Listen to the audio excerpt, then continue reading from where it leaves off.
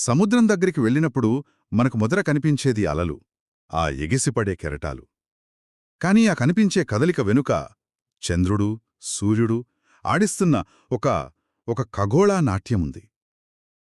ఇంక దాని లోపల మన గ్రహం యొక్క వాతావరణాన్ని శాసించే కనిపించని నదులు కూడా ఉన్నాయి. ఈరోజు మనం సముద్రపు నీటి కదలికల వెనుక ఉన్న ఈ మూడు పొరలను ఒక్కొక్కటిగా లోతుగా పరిశీలిద్దాం. మన దగ్గర భౌతిక భూగోళ శాస్త్రానికి సంబంధించిన కొన్ని అద్భుతమైన వివరాలున్నాయి. అవును, ఇదొక ప్రయాణం లాంటిది.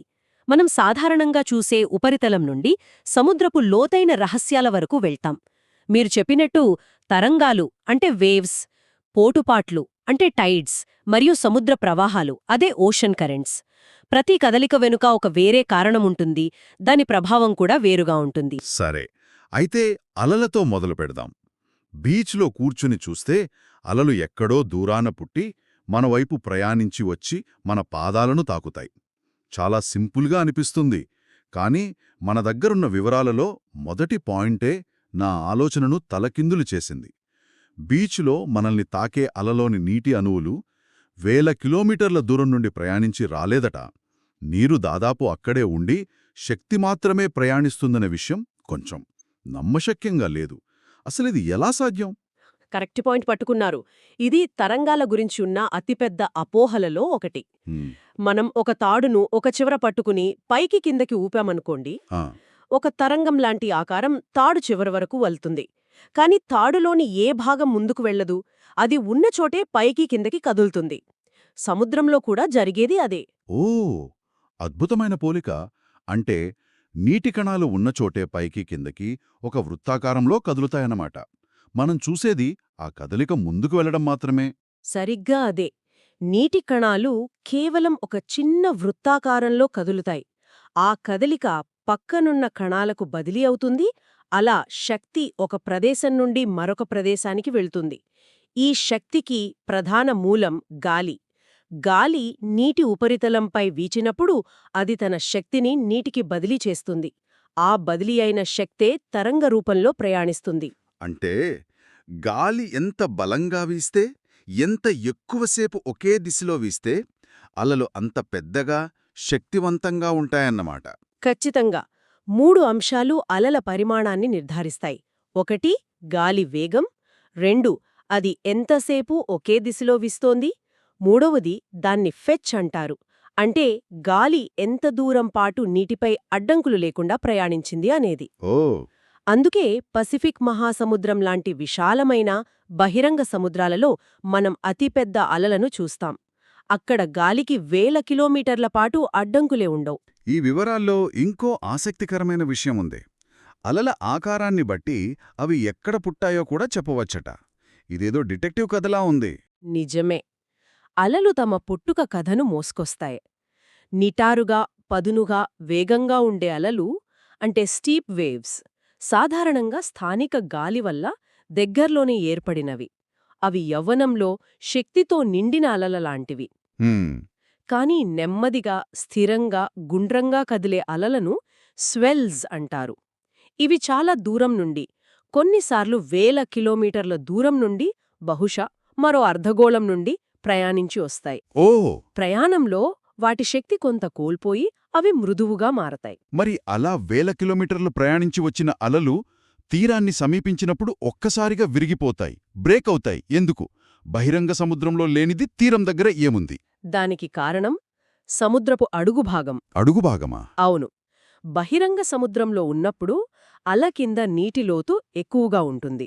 కాబట్టి దానికి అడ్డంకే ఉండదు, స్వేచ్ఛగా ప్రయాణిస్తుంది. కాని తీరానికి దగ్గరయ్యే కొద్దీ నేల తగలడం మొదలవుతుంది కదా, ఒక రకంగా అలా అడుగు భాగానికి బ్రేక్ వేసినట్టు. సరిగ్గా అదే పదం. ఆ ఘర్షణ వల్ల అల యొక్క కింది భాగం వేగం తగ్గుతుంది, కాని పైభాగం ఇంకా అదే వేగంతో ముందుకు దూసుకెళ్లడానికి ప్రయత్నిస్తుంది. ఈ వేగంలో తేడా పెరిగే కొద్దీ అల తన సమతుల్యతను కోల్పోయి పైభాగం ముందుకు తూలి విరిగిపడుతుంది. ఈ ప్రక్రియలోనే అది తన ప్రయాణంలో మోసుకొచ్చిన శక్తిని మొత్తం తీరానికి విడుదల చేస్తుంది. వావ్! అంటే అలలు గాలి సృష్టించే శక్తి తరంగాలు. ఇవి ఎక్కువగా సముద్ర ఉపరితలంపైనే ప్రభావం చూపుతాయి. కాని సముద్రపు మొత్తం నీటి మట్టాన్ని రోజుకు 2 సార్లు కొన్ని మీటర్ల మేర పైకి లేపి కిందకి దించే ఒక మహాశక్తి ఉంది. దీనికి గాలితో సంబంధం లేదు. ఏకంగా ఆకాశంలో ఉన్న చంద్రుడు, సూర్యుడితో సంబంధం ఉంది. అవే పోటుపాట్లు. చాలా చక్కగా కనెక్ట్ చేశారు. మనమిప్పుడు ఉపరితలం నుండి మొత్తం సముద్రపు నీటి రాశి కదలికలోకి వెళ్తున్నాం. ఈ పోటుపాట్లు అనేవి చంద్రుడు, కొంతవరకు సూర్యుని గురుత్వాకర్షణ శక్తి వల్ల ఏర్పడతాయి. చంద్రుడు భూమికి దగ్గరగా ఉండటం వల్ల దాని ప్రభావం ఎక్కువగా ఉంటుంది. ఒక్క నిమిషం. చంద్రుడి గురుత్వాకర్షణ భూమిపై ఉన్న నీటిని తనవైపు లాగుతుంది. కాబట్టి చంద్రుడికి ఎదురుగా ఉన్నవైపు నీరు ఉబ్బుతుంది. దీన్ని పోటు అంటాం. ఇది అర్థమైంది. కాని అదే సమయంలో భూమికి అవతలివైపు కూడా పోటు ఎందుకొస్తోంది? అక్కడ చంద్రుడి ఆకర్షణ ఇంకా బలహీనంగా ఉండాలి గదా? అద్భుతమైన ప్రశ్న. చాలామందికి ఇక్కడే సందేహం వస్తోంది. దీనికి సమాధానం అపకేంద్ర బలం, అంటే సెంట్రిఫ్యూగల్ ఫోర్స్. భూమి, చంద్రుడు రెండూ ఒక ఉమ్మడి కేంద్రం చుట్టూ తిరుగుతుంటాయి. ఈ భ్రమణం వల్ల ఒక అపకేంద్ర బలం పుడుతుంది. ఇది నీటిని బయటకు నెడుతుంది.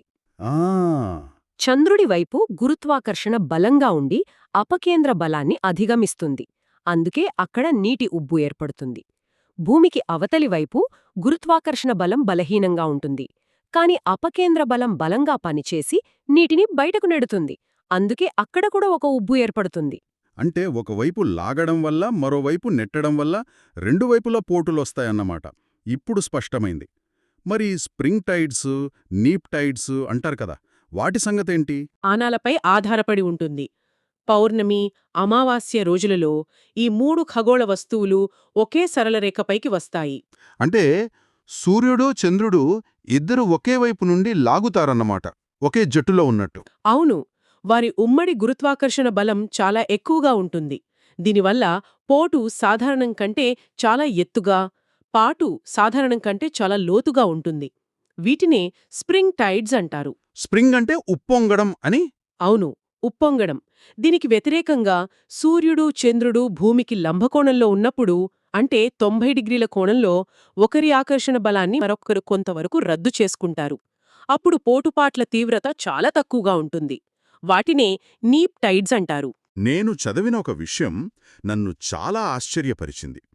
కెనడాలోని బే ఆఫ్ ఫండీలో ప్రపంచంలోనే అత్యంత ఎత్తైన పోటుపాట్లు నమోదవుతాయట. అక్కడ నీటి మట్టం 15 నుండి 16 మీటర్ల వరకు పెరుగుతుందట. 16 మీటర్లా? అంటే దాదాపు 5 అంతస్తుల భవనమంత ఎత్తు. కేవలం గురుత్వాకర్షణ వల్లే అంత పెద్ద మార్పు సాధ్యమా? లేక ఆ బే ఆఫ్ ఫండీ భౌగోళిక ఆకృతికి ఏవైనా ప్రత్యేకత ఉందా? చాలా మంచి ప్రశ్న. కేవలం గురుత్వాకర్షణ మాత్రమే కారణం కాదు. బే ఆఫ్ ఫండీ యొక్క ప్రత్యేకమైన గరాటు, అంటే ఫనల్ ఆకారమే దీనికి ప్రధాన కారణం. సముద్రం నుండి వచ్చే పోటునీరు విశాలమైన ముఖద్వారం గుండా ప్రవేశించి ఇరుకైన బే లోపలికి వెళ్లే కొద్దీ ఆ నీరంతా ఒకేచోట పోగుపడి పైకి ఉబ్బుతుంది. దీన్నే టైడల్ యాంప్లిఫికేషన్ అంటారు. ఆ బే యొక్క సహజ పౌనపున్యం కూడా సముద్రపు పోటుపాట్ల పౌనపున్యంతో సరిగ్గా సరిపోలడం వల్ల ఈ ప్రభావం మరింత పెరుగుతుంది. ఇదంతా వినడానికి అద్భుతంగా ఉంది. కాని కేవలం చూసి ఆశ్చర్యపోవడం తప్ప మనకు దీనివల్ల ఏమైనా ఉపయోగముందా? చాలా ఉపయోగాలున్నాయి. వీటిని చాలా ఖచ్చితంగా ముందుగానే అంచనా వేయవచ్చు కాబట్టి నావికులకు, జాలర్లకు చాలా సహాయపడతాయి. అధిక పోటు ఉన్నప్పుడు పెద్ద ఓడలు నౌకాశ్రయాలలోకి సులభంగా రాగలవు. నదీ ముఖద్వారాలలో పేరుకుపోయిన పూడికను తొలగించడానికి కూడా ఇవి ఉపయోగపడతాయి. ఓ నిజమే. అంతకంటే ముఖ్యంగా పోటుపాట్ల శక్తిని విద్యుత్ ఉత్పత్తికి వాడుకోవచ్చు. కెనడా, ఫ్రాన్స్, రష్యా వంటి దేశాలు ఇందులో ముందున్నాయి. మన దేశంలో కూడా పశ్చిమ బెంగాల్లోని సుందర్బన్స్లో దుర్గాద్వాణి వద్ద ఒక 3 మెగావాట్ల టైడల్ పవర్ ప్రాజెక్ట్ నిర్మాణంలో ఉన్నట్లు మన వివరాలు చెబుతున్నాయి. ఓకే, అలలు గాలి వల్ల, పోటుపాట్లు గ్రహాల వల్ల. ఇవి రెండూ మనకు కనిపించే లేదా అనుభవంలోకి వచ్చే కదలికలు. కాని మన సోర్సెస్ ప్రకారం సముద్రం లోపల మన కంటికి కనిపించకుండా నిరంతరం ప్రవహించే మహానదులు ఉన్నాయట. అవే సముద్ర ప్రవాహాలు. వీటి ప్రభావం మన గ్రహంపై చాలా పెద్దదట. ఇప్పుడు మనం సముద్రపు కదలికలలో అత్యంత కీలకమైన ప్రపంచవ్యాప్త ప్రభావం ఉన్న అంశంలోకి ప్రవేశిస్తున్నాం. సముద్ర ప్రవాహాలు అంటే ఒక నిర్దిష్ట మార్గంలో ఒకే దిశలో భారీ పరిమాణంలో నీరు నిరంతరం ప్రవహించడం. ఇవి భూమి యొక్క గ్లోబల్ కన్వేయర్ బెల్ట్ లాంటివి. వీటిని నడిపించే శక్తులు చాలా ఉన్నాయి. గాలి, నీటి ఉష్ణోగ్రత మరియు లవణీయతలో తేడాలు, మరియు భూమి తన అక్షం మీద తిరగడం వల్లే ఏర్పడే కొరియోలిస్ బలం. ఈ కొరియోలిస్ బలం గురించి నేను విన్నాను. దీనివల్లే ప్రవాహాలు తిన్నగా వెళ్లకుండా వంగి ప్రవహిస్తాయట కదా? ఖచ్చితంగా. భూమి తిరుగుతూ ఉండటం వల్ల కదిలే వస్తువు ఏదైనా, అది నీరు కావచ్చు లేదా గాలి కావచ్చు, ఉత్తరార్ధగోళంలో కుడివైపుకు, దక్షిణార్ధగోళంలో ఎడమవైపుకు వంగినట్లు కనిపిస్తుంది. అందుకే సముద్ర ప్రవాహాలు పెద్ద పెద్ద వృత్తాకార పద్ధతులలో అంటే జాయర్స్ ప్రవహిస్తాయి. ఈ ప్రవాహాలలో వెచ్చని ప్రవాహాలు, చల్లని ప్రవాహాలు అని 2 రకాలుంటాయని చదివాను. ఆ తేడా ఎందుకొస్తుంది? అవి ఎలా ఏర్పడతాయి? అంటే వేడినీళ్లు, చల్లనీళ్లు ఒక గదిలో గాలిలాగే సర్క్యులేట్ అవుతాయన్నమాట? అద్భుతమైన పోలిక. దాదాపు అలాంటిదే. ఇది నీటి సాంద్రత అంటే డెన్సిటీ మీద ఆధారపడి ఉంటుంది. భూమధ్యరేఖ వద్ద సూర్యరశ్మికి నీరు బాగా వేడెక్కి కొద్దిగా వ్యాకోచిస్తుంది. దాని సాంద్రత తగ్గుతుంది. అదే సమయంలో ధృవాల వద్ద నీరు చల్లగా, ఉప్పగా ఉండటం వల్ల దాని సాంద్రత ఎక్కువగా ఉంటుంది. అంటే బరువుగా ఉంటుందన్నమాట. అవును. ఎక్కువ సాంద్రత ఉన్న బరువైన చల్లని నీరు సముద్రపు అడుగుకు మునిగి భూమధ్యరేఖ వైపు ప్రవహిస్తుంది. ఆ ఖాళీని భర్తీ చేయడానికి భూమధ్యరేఖ వద్ద ఉన్న తేలికైన వెచ్చని నీరు ఉపరితలంపై నుండి ధృవాల వైపు ప్రవహిస్తుంది. ఈ విధంగా ఒక ప్రపంచవ్యాప్త కన్వేయర్ బెల్ట్ ఏర్పడుతుంది. అంటే భూమిపై వేడిని సమానంగా పంపిణీ చేసే ఒక సహజమైన హీట్ రెగ్యులేషన్ సిస్టమ్ అన్నమాట. ఇది వింటుంటే నాకు నా యూరప్ ట్రిప్ గుర్తొస్తుంది. ఒకే అక్షాంశంపై ఉన్నప్పటికీ పోర్చుగల్ తీరంలోని నీళ్లు చాలా చల్లగా, ఇటలీ తీరంలోని నీళ్లు మధ్యధరా సముద్రంలో వెచ్చగా ఉంటాయి. అప్పుడు నాకు కారణం అర్థం కాలేదు. కానీ ఇప్పుడు మీరు చెప్తుంటే దీని వెనక ఉన్నది ఈ సముద్ర ప్రవాహాలే అని స్పష్టమవుతోంది. మీరు సరిగ్గా కనెక్ట్ చేశారు. పోర్చుగల్ తీరం వెంబడి చల్లని కెనరీ కరెంటు ప్రవహిస్తుంది. అదే సమయంలో యూరప్ యొక్క వాయవ్య తీరాన్ని గల్ఫ్ స్ట్రీమ్ నుండి వచ్చే వెచ్చని నీరు తాకుతుంది. అందుకే లండన్, కెనడాలోని న్యూఫౌండ్లాండ్ ఒకే అక్షాంశంపై ఉన్నప్పటికీ లండన్లో శీతాకాలం అంత తీవ్రంగా ఉండదు. ఈ ప్రవాహాలు ఖండాల వాతావరణాన్ని శాసిస్తాయి. ఆహా. ఖండాల పశ్చిమ తీరాలలోని చల్లని ప్రవాహాలు పొడి వాతావరణాన్ని, ఎడారులను సృష్టిస్తే, తూర్పు తీరాలలోని వెచ్చని ప్రవాహాలు వెచ్చని, తేమతో కూడిన వాతావరణాన్ని కలిగిస్తాయి. ఇది చాలా ఆసక్తికరంగా ఉంది. ఇంకొక విషయం, ప్రపంచంలోని ప్రధాన చేపల వేట కేంద్రాలకు ఈ ప్రవాహాలకు ఏదో సంబంధం ఉందని మన సోర్స్ చెబుతోంది. అది ఎలా? అది చాలా ముఖ్యమైన ఆర్థిక, పర్యావరణ సంబంధం. వెచ్చని మరియు చల్లని ప్రవాహాలు కలిసే ప్రాంతాలలో ఒక అద్భుతమైన ప్రక్రియ జరుగుతుంది. చల్లని నీరు తనతో పాటు సముద్రపు అడుగుభాగం నుండి నైట్రేట్లు, ఫాస్ఫేట్లు వంటి పోషకాలను పైకి తీసుకువస్తుంది. ఈ ప్రక్రియను అప్ వెల్లింగ్ అంటారు. అప్ వెల్లింగ్. అవును. సూర్యరశ్మి, ఈ పోషకాలు మరియు ఆక్సిజన్ సమృద్ధిగా ఉండటం వల్ల ఫైటోప్లాంక్టన్ అనే సూక్ష్మజీవులు విపరీతంగా పెరుగుతాయి. ఫైటోప్లాంక్టన్ అంటే సముద్రపు ఆహార గొలుసుకు పునాది కదా? ఖచ్చితంగా. ఈ ప్లాంక్టన్ను చిన్న చేపలు తింటాయి, వాటిని పెద్ద చేపలు తింటాయి.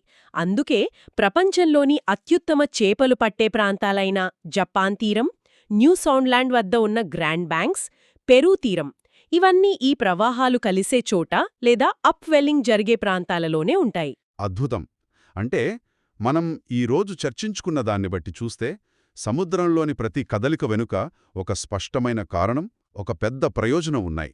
తరంగాలు, గాలి నుండి పుట్టిన శక్తి, పోటుపాట్లు, చంద్రుడు సూర్యుని ఆకర్షణ ఫలితం, ఒక ఖగోళ గడియారం లాంటివి. ఇక సముద్ర ప్రవాహాలు, ఇవి భూమి యొక్క వాతావరణాన్ని, జీవవైవిధ్యాన్ని నియంత్రించే ఒక పెద్ద ఇంజిన్. సరిగ్గా చెప్పారు. ఈ 3 కదలికలు వేరువేరుగా కనిపించినప్పటికీ అవన్నీ ఒకదానితో ఒకటి ముడిపడి ఉన్నాయి. అవి సముద్రాన్ని ఒక నిరంతర చలనశీల, డైనమిక్ వ్యవస్థగా మార్చాయి. ఈ వ్యవస్థే మన గ్రహం మీద జీవానికి, వాతావరణ సమతుల్యతకు ఆధారం. శ్రోతల కోసం ఒక ఆలోచనతో ఈ చర్చను ముగిద్దాం. సముద్ర ప్రవాహాలు మన గ్రహం యొక్క వాతావరణాన్ని నియంత్రించడంలో, భూమిపై వేడిని పంపిణీ చేయడంలో ఇంత కీలక పాత్ర పోషిస్తున్నప్పుడు, ప్రస్తుత వాతావరణ మార్పుల వల్ల ధృవాల వద్ద మంచు కరిగి, సముద్రపు నీటి లవణీయత, ఉష్ణోగ్రతలో మార్పులు వస్తే, ఆ గ్లోబల్ కన్వేయర్ బెల్ట్ వేగం తగ్గితే లేదా దాని సరళిలో ఏవైనా మార్పులు వస్తే, దాని పర్యవసానాలు మన భూమి మీద, మన జీవనం మీద ఏ స్థాయిలో ఉండవచ్చో ఒక్కసారి ఆలోచించండి.